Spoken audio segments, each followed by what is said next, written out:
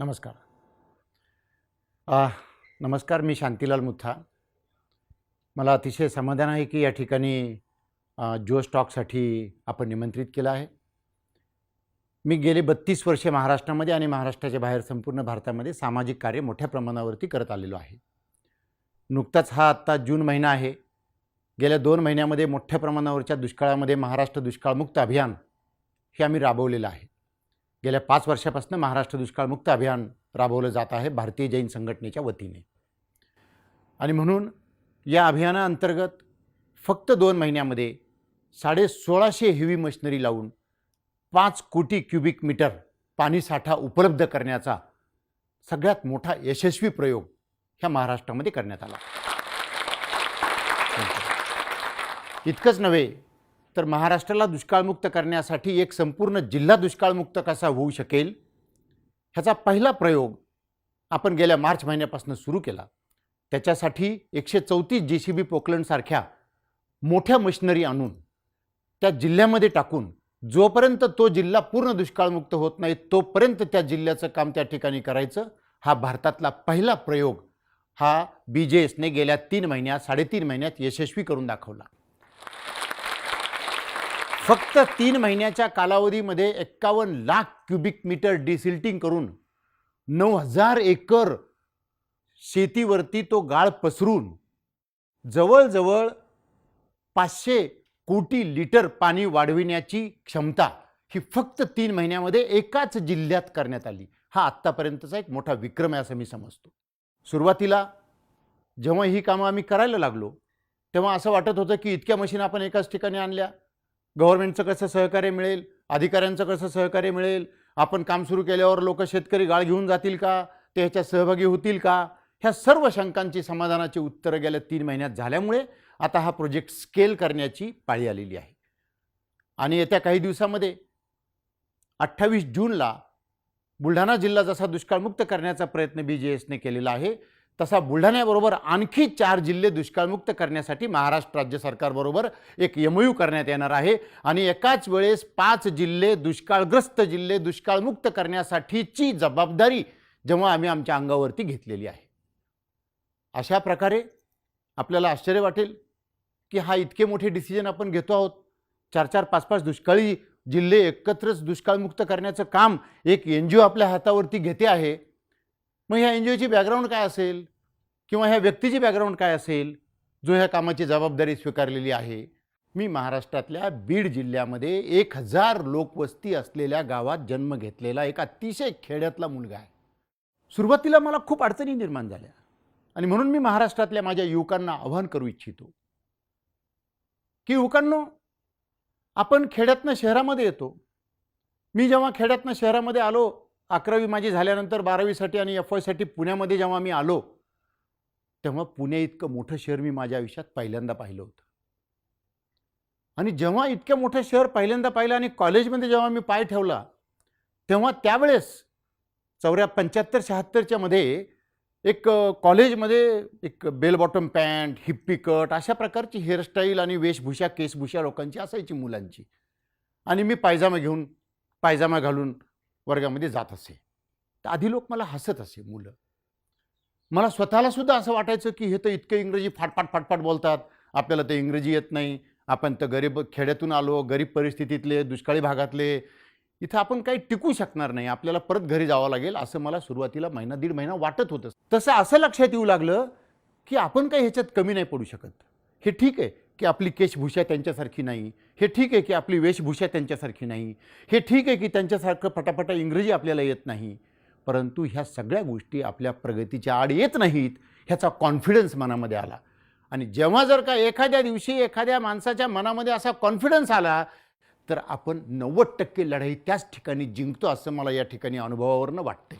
आणि म्हणून मला असं वाटतं की सर्व मुलांना मी अशी रिक्वेस्ट करेल, मुलींना मी अशी रिक्वेस्ट करेल की जेव्हा आपण शहरामध्ये, मला तर इतका त्रास होत होता की कुठल्याच प्रकारे इतकं न्यूनगंड निर्माण होत होता की शहरातली मुलं आणि खेड्यातली मुलं आणि आपलं काहीच होणार नाही. असं नाही आहे. जरी आपण आपली मेहनत करण्याची आपली हिंमत असली पाहिजे, आपल्या मनामध्ये कॉन्फिडन्स असला पाहिजे आणि आपल्या कामावरती आपला विश्वास असला पाहिजे आणि आपलं कामाचं स्वरूप चांगलं असलं पाहिजे. मी पुण्यामध्ये नोकरी करत होतो शिक्षण घेत असताना, आणि मला फक्त 200 रुपये महिना मिळत होता. आणि आपण म्हणतो की भारतामध्ये संपूर्ण मोठ्या प्रमाणावरती बेरोजगारी आहे वगैरे. आहे, बेरोजगारी आहे का? तर आहे, मी त्याच्याबद्दल काही बोलत नाही.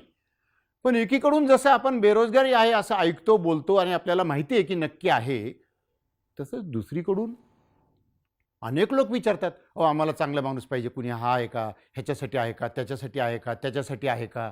अरे, म्हणजे एकीकडून बेरोजगारी मोठ्या प्रमाणावर आणि दुसरीकडून अशा अशा प्रकारचे चांगले माणसं पाहिजेत अनेक पोस्टसाठी असं लोक विचारतायत. मग नेमकी गॅप कुठे आहे? ही गॅप समजून घेणं हा महत्त्वाचा पार्ट आहे. परंतु माझं युवकांना असं आव्हान आहे की बेरोजगारी आहे म्हणून थकून जाऊ नका. जे मिळेल ते काम तुम्ही हातात घ्या, आणि ते काम हातात घेतल्यावर तुम्ही तुमची ॲबिलिटी प्रूव्ह करा. तुम्हाला 4 महिन्यात 2 महिन्यात तिथं ताबडतोब यश आल्याशिवाय राहत नाही.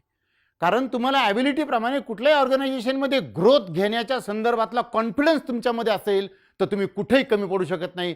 तुम्ही 200 रुपयाची आजही तुम्ही 1000-500 रुपयाची नोकरी जरी घेतली तरी तुम्ही 10,000पर्यंत 6 महिन्यात जाऊ शकता. हे तुमच्या कॉन्फिडन्सवरती अवलंबून आहे. आणि फक्त नोकरी मिळते का, पगार इतका मिळतो का, मग टाईम किती आहे, वेळ किती आहे, ह्या अशा गोष्टी करून आपण पुढे नाही जाऊ शकत. आपल्याला स्वतः मेहनत करण्याची तयारी आपण स्वीकारली पाहिजे. दुसरा मुद्दा मला असं सांगायचा आहे की ही जशी तयारी आपण स्वीकारतो तसं आपण स्वप्न पाहताना मोठं स्वप्न पाहिलं पाहिजे. आपण स्वप्नच जर लहान पाहिलं तर आपलं विचारसरणी, आपली थिंकिंग प्रोसेस ही तिथपर्यंतच खुंटते, त्याच्या पुढे जातच नाही. मी प्रत्येक वेळेला आत्तापर्यंत विचार करताना मोठे विचार केलेले आहेत. मी 93ला भूकंप झाला तेव्हा त्या ठिकाणी राहत कार्य करत होतो.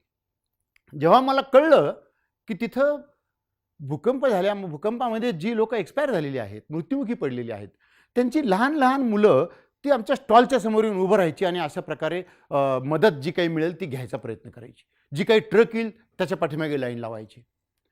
मला असं वाटलं की ही जी मुलं आहेत, म्हणजे भूकंपामुळे एक जनरेशन गेली, परंतु ही दुसरी जनरेशन आम्ही सायकोलॉजीने घालवणार का, अव्यवस्थेने घालवणार का?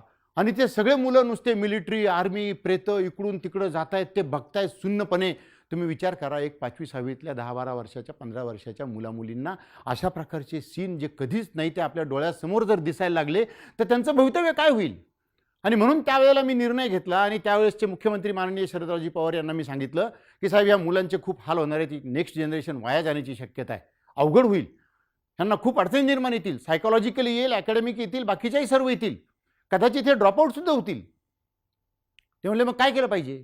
मी म्हणलं सर, ह्या सगळ्या अनाथ मुलांना मी पुण्याला घेऊन जातो आणि त्यांच्या शिक्षणाची मी व्यवस्था करतो. अरे, ते म्हणले कसं करशील? माझ्याकडे जागा नाही, हॉस्टेल नाही, शाळा नाही, परमिशन नाही, काहीच नाही. आज जर रिट्रॉस्पेक्टिव्ह विचार करायचा प्रयत्न केला तर एकही गोष्ट हातामध्ये नाही आणि तुम्ही डिसिजन घेताय की 1000-1200 मुलांना पुण्याला शिफ्ट करायचं. हा डिसिजन कधी कुणी घेऊ शकत नाही. अशा परिस्थितीत तो डिसिजन मी घेतला आणि आज नाही घेतला त्याला 25 वर्ष होऊन गेले. कंप्लीट 25 वर्ष झालेले आहेत आज त्याला. म्हणजे मी 25 वर्षापूर्वी इतका मोठा डिसिजन घेतला, त्यांची सोय कशी होईल, खायला मी देऊ शकेल की नाही, मला पैसे मिळतील की नाही, डोनेशन मिळेल की नाही, जागा मिळेल की नाही, परमिशन मिळेल की नाही, हे सगळं मी करू शकेल की नाही, ह्याचा काही विचार नाही केला मी. म्हणून मला तुम्हाला असं सांगायचं आहे की जर आपल्याला काम महत्त्वाचं आपल्यासमोर असेल, आपलं कॉन्शियस क्लिअर असेल, कॉन्फिडन्स तुमच्यामध्ये असेल तर परमेश्वर तुम्हाला साथ देतो. तुम्ही त्याच्या दृष्टिकोनातूनच काम केलं पाहिजे, हे मला या ठिकाणी असं वाटतं, सांगावं असं वाटतं. मी 25 वर्षानंतर तुम्हाला आज हे सांगू शकतो की मी मुलं आणले त्यावेळेला खूप क्रिटिसिझम झालं. मुलं आल्यानंतर काही मुलं रोज पळून जायचे, 100-50 मुलं. मला हे माहिती होतं कारण मी वसतिगृहात शिकलेलो, मी एक अनाथ मुलगा आहे आणि म्हणून मला ह्या गोष्टीची माहिती होती. आणि ही माहिती असताना मी ते हँडल करण्याचा प्रयत्न केला.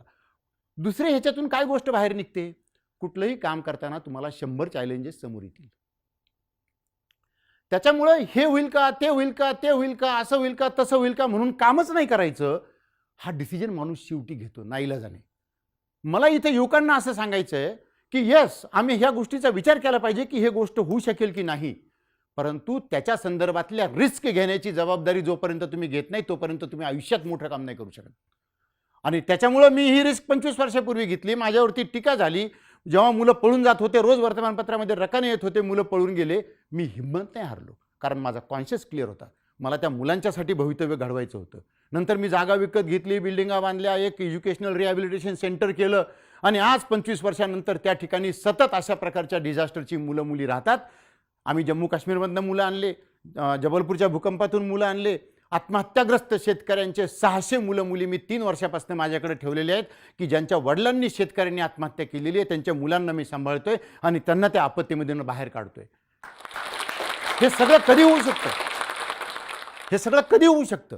जेव्हा तुम्ही कॉन्फिडेंटली एखादा प्रोजेक्ट कराल नाही, जेव्हा तुम्ही शेवटी लोक तुमचा परीक्षा घेत असतात, लोक पाहत असतात. ही एक गोष्ट सगळ्यात जास्त लक्षात ठेवण्यासारखी आहे. लोक अतिशय हुशार आहेत, त्यांना चांगल्या गोष्टी समोर दिसत नाहीत, हे मला मान्य आहे. त्याचं कारण आहे, त्याचं कारण असं आहे की जेव्हा तुम्ही काम करायला सुरुवात करता तेव्हा जनरली लोक काहीतरी हिडन अजेंडा समोर ठेवून दुसरं काम करत असतात. हा जनरल फिनॉमिनन आहे. निस्वार्थीपणे काम करणाऱ्या लोकांची संख्या इतकी कमी झालेली आहे की प्रत्येक व्यक्तीला कुणीतरी काही काम केल्यानंतर डाऊट निर्माण होतो, हा हे का करत असेल, ह्याला राजकारणात जायचं असेल का, ह्याला काही हे करायचं असेल का, त्याला मागच्या दाराने काही हे करायचं असेल का. अशा प्रकारच्या शंका लोकांच्यामध्ये येणं स्वाभाविक आहे. माझ्यामध्ये सुद्धा मला पहिले 15 वर्ष हे फेस करावं लागलं. 15 वर्षाच्या अथक परिश्रमानंतर जेव्हा लोकांना कळलं नाही, हा माणूस मेहनत करतो, हा माणूस 6-6 महिने बाहेर फिरतो, हा माणूस अख्खा महाराष्ट्र पायी फिरलेला आहे, आणि आता मात्र 10-15 वर्षे लोकांनी परीक्षा बघितल्यानंतर तुमच्यावरती शंका घेण्याच्या संदर्भातला मुद्दा निर्माण होत नाही. आणि मला बंधूंनो हे सांगायचं आहे युवकांनो की आजकाल झटमागणी पटव्या, मी आत्ता काही केलं की उद्या काहीतरी आलं पाहिजे, हे समाजात चालत नाही. पेशन्स ठेवणं आवश्यक आहे. तुम्ही लांब टप्प्याची कामं करा, शॉर्ट टर्मची कामं करू नका. शॉर्ट टर्मच्या गेनने आयुष्यात काहीही होणार नाही. काम हातामध्ये घेताना असं घ्या की ते इम्पॉसिबल वाटलं पाहिजे. जे कोणी करू शकत नाही ते मी करू शकतो, अशा प्रकारची हिंमत आणि जिद्द आपल्यामध्ये असली तरच आपण यशस्वी काम करू शकू, नाहीतर आपण यशस्वी काम करू शकत नाही, हे लक्षात ठेवा. आणि मग त्याच्यासाठी पेशन्स ठेवावे लागतात. लगेच आज हे नाही झालं, उद्या ते नाही आलं, त्यांनी मला विचारलं नाही, त्यांनी माझं नाव नाही घेतलं, त्यांनी माझा फोटो नाही छापला, असं जर असेल तर मग घरी जग बसलेलं जास्त बरं. त्याच्यामुळे युवकांनी पेशन्स ठेवावा. पेशन्स ठेवून आपल्याला 10 वर्ष 20 वर्ष खपा, काम करा, मेहनत करा. अरे ज्या ज्या लोकांनी आतापर्यंत मेहनत केलेली आहे ते जिवंत असेपर्यंत सुद्धा त्यांच्या कामाचं कधी चीज झालेलं नाही. त्यांच्या मृत्यूनंतर त्यांच्या कामाचं चीज झालेलं आहे.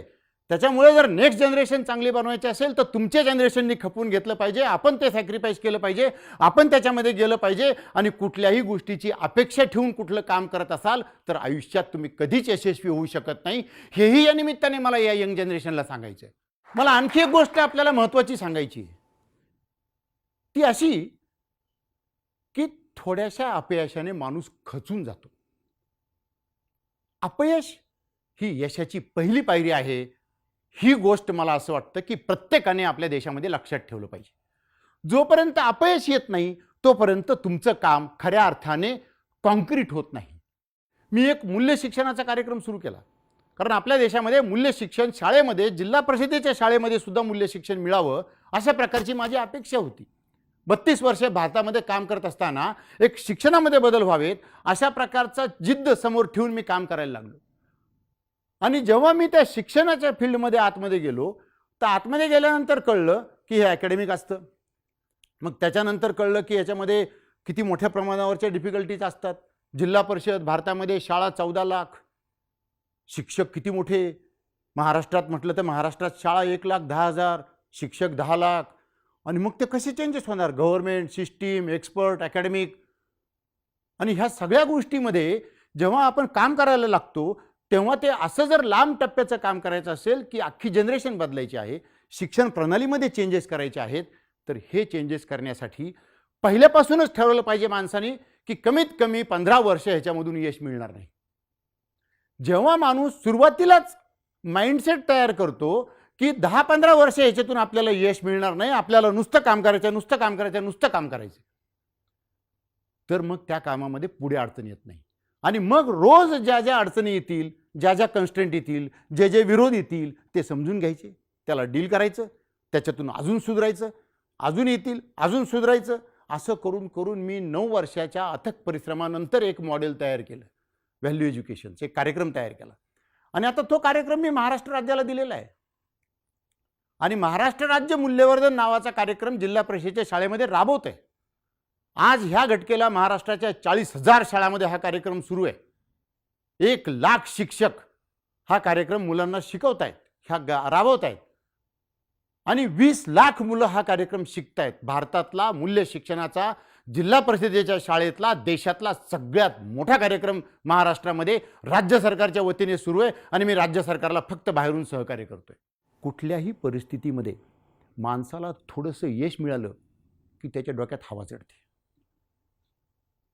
आणि थोडंसं अपयश मिळालं की तो ऑफ होऊन जातो. बंधूंनो, यश पचविण्याची हिंमत आणि अपयश पचविण्याची ताकद, ह्या दोन गोष्टी आयुष्यामध्ये फार महत्त्वाच्या आहेत. अर्ध्या हळकुंडाने कधी पिवळं होऊ नका. 10 वेळा जरी यश आलं तरी ते शांतपणाने स्वीकारा. खूप त्याच्यामध्ये मोठं काही मिळवलं आपण असं कधीच विचार करू नका, जरी ते मोठं असलं तरी. अदरवाईज तुमचे पुढच्या डेव्हलपमेंटचे स्कोप संपून जातात. कुठलाही प्रोग्राम घ्या, कुठलाही बाजू घ्या, कुठलाही व्यवसाय घ्या किंवा काही करा तुम्ही, ज्या दिवशी तुम्ही संतुष्ट व्हाल त्या दिवशी तुम्ही संपले समजायचं. ज्या दिवशी तुम्ही कॉन्स्टंट चेंज करत राहाल त्या दिवशी तुम्हाला सतत यश मिळत राहील आणि ते यश सुद्धा बदलत राहील, हे लक्षात ठेवा. त्याच्यामुळे थोड्याशा यशाने खूप मोठं भारावून जायचं आणि थोड्याशा अपयशाने मोठ्या प्रमाणावरती चिंता करायची, ह्या दोन्ही गोष्टी कुठल्याही व्यक्तीसाठी हानिकारक आहेत असं मला या ठिकाणी आवर्जून आपल्याला सांगावं असं वाटतं. दुसरी एक गोष्ट मी तुम्हाला सांगतो. जेव्हा मी हे सगळे कामं करतो तर अनेक प्रकारचे एक्सपिरियन्सेस समोर येतात. माझ्यासारखा एक व्यक्ती की जो खेडेगावात जन्माला, ज्याने बैलगाडीने प्रवास केला, 6 महिने असताना आई वारली, घरामध्ये कुणीही फिमेल नाही, अशा परिस्थितीमध्ये अनाथ आश्रमामध्ये शिकत असताना लोकांच्या आणि गरिबांच्या अडीअडचणी आणि गोष्टी ह्या सगळ्या मी अनुभवलेल्या आहेत. आणि ह्या इतर गरिबांना अनुभव लागू नये म्हणून जर आपलं आयुष्य सत्कारणी झालं, आपलं जीवन जर आपल्याला सार्थक करायचं असेल. जीवन सार्थक म्हणजे काय? मी कोणाला विचारलं ना, काय कसं काय चाललंय? हां, फार चांगलं चाललंय, मला काय 2 मुलं आहेत, 1 मुलगा 1 मुलगी, दोघांचे लग्न करून टाकले, आता मी मोकळा झालो. अरे, म्हणजे तुमच्या आयुष्याचं गोल काय आहे? तर पोराचे लग्न केले आणि मी मोकळा झालो. हे काय आयुष्याचं गोल असू शकतं का? मनुष्य जीवन मिळालेलं आहे तर अशा प्रकारची अचिव्हमेंट करा की नेक्स्ट जनरेशन, 10 जनरेशन तुमचं नाव घेत राहतील. त्यामुळं आयुष्यामध्ये गोल ठेवा. दुसरी गोष्ट अशी आहे की प्रत्येकाच्या आयुष्यात टर्निंग पॉईंट येतात. वेगळ्या प्रकारचे टर्निंग पॉईंट येतात. लहान मुलाने जन्म घेतल्यानंतर त्याला बालवाडीला कुठल्या शाळेत टाकायचं हा त्याच्या आयुष्यातला पहिला टर्निंग पॉईंट असतो. त्याच्यानंतर 10वी झाल्यावर कुठं जायचं, कोणत्या साईडला, हा दुसरा टर्निंग पॉईंट असतो. शिक्षण पूर्ण झाल्यानंतर नोकरी करायची का, प्रोफेशन करायचं का, काय करायचं का, व्यवसाय करायचा, हा तिसरा टर्निंग पॉईंट असतो. त्याच्यानंतर त्याला लग्न करण्याच्या संदर्भातला चौथा टर्निंग पॉईंट असतो आणि करिअरचा शेवटचा टर्निंग पॉईंट असतो. माझी सर्व युवकांना अशी विनंती आहे की ह्या टर्निंग पॉईंटचे डिसिजन घेत असताना फार काळजीपूर्वक घ्या. फक्त माझे 4 मित्र तिकडे चाललेत म्हणून मी तिकडे चाललोय, अशा प्रकारचा डिसिजन न घेता, डिसिजन मेकिंग कॅपॅसिटी आणि पॉवर ही ज्याच्या त्याच्या व्यक्तीमध्ये असते. तुम्ही सल्ला शेकडो लोकांचा घ्या, परंतु डिसिजन हा आपल्या स्वतःला घ्यावा लागतो. ज्यावेळेस माणसाचा डिसिजन दुसऱ्यावरती अवलंबून असतो तो माणूस स्वतःच्या आयुष्यामध्ये प्रगती नाही करू शकत. You have to take your own responsibility. आपल्या स्वतःची रिस्पॉन्सिबिलिटी घेण्याच्या संदर्भातलं काम करा आणि ते काम जर आपण यशस्वी करू शकलात तर आयुष्यातले सगळे निर्णय घेण्याची क्षमता आपल्यामध्ये येऊ शकेल. दुसरी एक गोष्ट मला आपल्याला सांगायची आहे. आजकालच्या जीवनामध्ये कधीही रोज वर्तमानपत्र उघडलं किंवा बातमीपत्र उघडलं टीव्हीवरचं, बंधूंनो, युवकांनो, भरपूर काही करण्यासाठी वाव आहे. कारण जिथे जितके प्रॉब्लेम असतात तिथं अपॉर्च्युनिटीज दडलेल्या असतात. आणि म्हणून सर्व महाराष्ट्रातल्या असो, देशातल्या असो, युवकांना, युवतींना जे जे काही प्रश्न बाहेर उभे राहिलेत त्याच्याकडे तुम्ही प्रश्न म्हणून बघा, परंतु ते प्रश्न सोडवण्याची अपॉर्च्युनिटी माझ्यामध्ये आहे आणि आता मी ते पण करू शकेल. ह्या अपॉर्च्युनिटी सर्वांना उपलब्ध होत नाहीत. म्हणून एक चॅलेंज हातामध्ये घ्या, एक अपॉर्च्युनिटी हातामध्ये घ्या, कारण ती संधी आहे. त्याच्यामध्ये पुढे जाण्याचा प्रयत्न करा, निश्चित तुम्हाला यश मिळेल. अथक परिश्रम करायची आपल्याला सवय पाहिजे. कुठलीही गोष्ट करताना आपलं कॉन्शियस क्लिअर पाहिजे, सकारात्मक विचार ठेवला पाहिजे, चिकाटी मोठ्या प्रमाणावरती पाहिजे, काम करण्याची हातोटी चांगली असली पाहिजे. आपला देश मोठा आहे. कुठलंही काम करताना एकच काम खूप सक्सेस करून दाखवण्यापेक्षा ते स्केल कसं होऊ शकेल, त्याचा स्पीड कसा वाढू शकेल ह्याचाही विचार करा. कारण स्केलेबल सोल्युशन्सची आपल्याला खूप मोठी गरज असते. एक चांगली सक्सेस स्टोरी होऊ शकते, पण ती जर रिपीट नाही झाली तर त्याचा उपयोग नेक्स्ट जनरेशनला होऊ शकत नाही. म्हणून माझी आपल्या सर्वांना विनंती आहे की खूप काम करण्याची आपल्याला मोठ्या प्रमाणावरची संधी आहे. ही संधी आपण प्राप्त करून घ्या. ही संधी आहे असं समजा.